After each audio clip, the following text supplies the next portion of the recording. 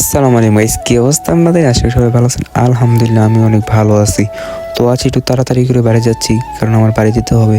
আর বাড়িতে আমি পুরো 1 বছর পরে যাইতেছি। আমার অনুভূতিটা বলার মতন বাইরে। আর আমি যাব হচ্ছে বাড়িতে, আর আমি একা যাচ্ছি না, আমার সাথে যাবো হচ্ছে আমার মামা। তো মামা বাইক নিয়ে মিলে হচ্ছে আমরা বাড়ি যাচ্ছি। খুবই মজার হচ্ছে, চিল করবো।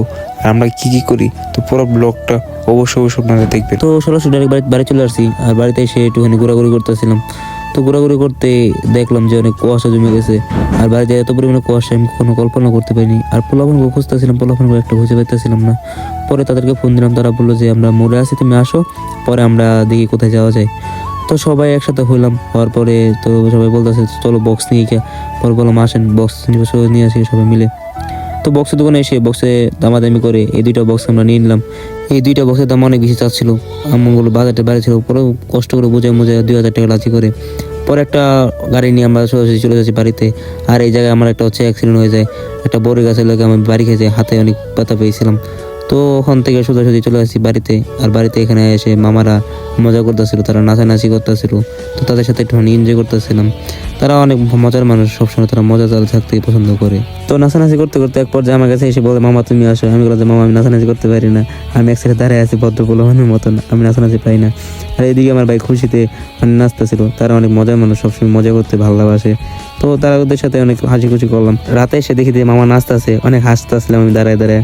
পরে মামাই কয়ে ভিডিওটা অফ করো, পরে ভিডিওটা অফ করে ফেলছি সেখান থেকে। তো রাতে অনেক নাচানাচি করার পরে খিদা লেগেছে, সবাই এসে খাইতে। আর কলা পাতা আমাদের এদিকে আছে, আমরা কলা পাতা নিয়ে নিই। আমরা একটা ইউনিট টাইপে কিছু করতে চাইছি, তার জন্য আমরা পলি নিয়ে বইছি সবাই খাইতে, পল্লির ভিতরে টুকলা বাইন্দা। তো অনেক তো মজা করছি, এখন একটু বম ফাটাইনি, সবাই দেখেন।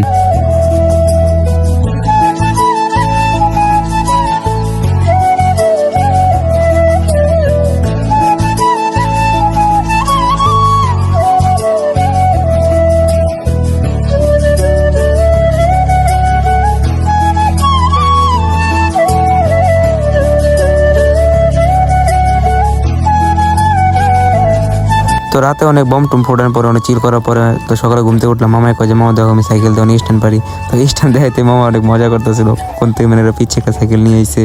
আর এই জায়গায় এখানে এসে একটু ব্যথা পেয়ে যায়। আর শীতের মধ্যে ব্যথা পেয়েছে জায়গায় সেই জায়গায় অনেক জায়গায় জম হয়ে গেছিলো, অবস্থা খারাপ হয়ে গেছিলো গা। এক পর্যায়ে মামার পরে ডাক্তারের কাছে নিয়ে গেছি একটু মজা করার জন্য। পরে অনেকগুলো শাস্তি হয়ে গেছে। পরে মামায় কইতেছে আমি অনেক প্রচুর পরিমাণে ব্যথা পাইছি। পরে বাসায় খাওয়া দাওয়া করে নিলাম। আর আমি ওটা খাই না। পর সকালবেলা উঠে একটু খাওয়া দাওয়া করলাম। আর খাওয়া দাওয়া করে একটু বললাম যে একটু বেড়ায় এসে যা। তো ওখান থেকে খাওয়া দাওয়া করে পরে বেড়াতে চলে গেছি। তো খাওয়া দাওয়া শেষ করে দেখি যে পড়ানো ব্যাট বল খেলতেছে। তো ভাবলাম আমি একটু খেলি। আর শীতে বললাম তো দৌড়াই পারতেছিলাম, কারণ অনেক ব্যথা পারতেছিলাম। তাতে পা দিয়া এটাতে পারতেছিলাম, সেটা দিয়ে আটকাইতেছিলাম।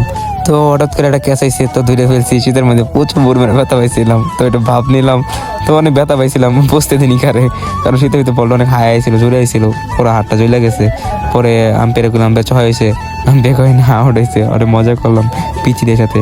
আর শীতের ভিতরে ব্যাট বল খেলে যে একটা কষ্ট, যেই খেলে সেই জানে।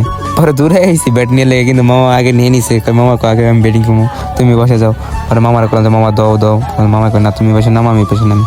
পরে এক ছোট বাইরে দিলাম, তুমি রাখো, আমি বসে যে নামো খেলবো। তো আর তো মনে করছিলাম যে খেলাই পারি না, কিন্তু আমি নামি যে পরিমাণে 6 মারতেছিলাম। আর সবগুলো ভিডিও করে নাকি আমার ক্যামেরাম্যান যে ছিল, সে একটা এই ভিডিওটাই করছে। তো আমি এই ভিডিওটাই আপনাকে দেখাই দিলাম। আর আমি অনেক ভালো ব্যাটিংও পাই, বোলিংও পাই। তো ওরা মনে করছে আমি খেলতেই পারি না। তো ওখান থেকে খেলে এক জায়গায় গেছিলাম। তো আমি এখন কি বলি শুনেন। বাড়ির ভিতরে আছে মজাই আলাদা, এটা জিনিসটা। এই যে আমার ভাই, আমি এদিকে ভুট্টা খেতে, চারিদিকে এদিকে সব ভুট্টা খেত, এদিকে ভুট্টা খেতে, ওই নিচে আছে সরিষা খেত, এদিক দিয়া।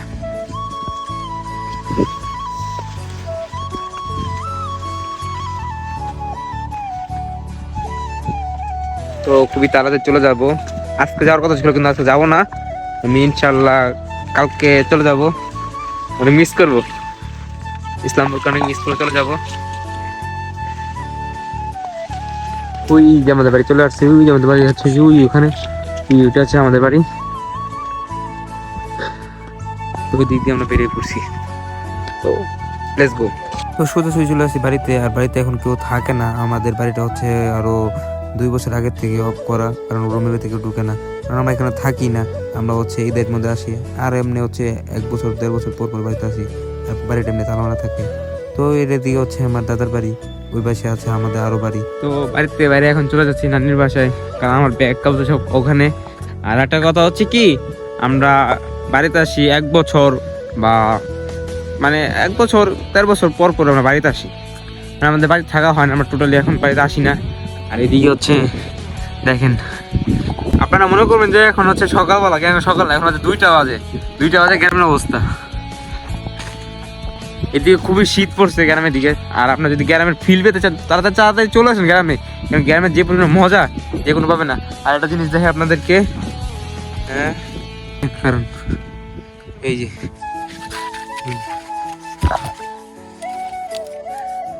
মূলা দেখছেন, এখানে মূলা, আর এই পাশে মরিচ, মানে ও মজাই আলাদা। আমি মোলা কালকে খাইছি, আজকে খাইতাম না, কারণ মোলা খাই আমার পুরো পেটটা নষ্ট হয়ে গেছে।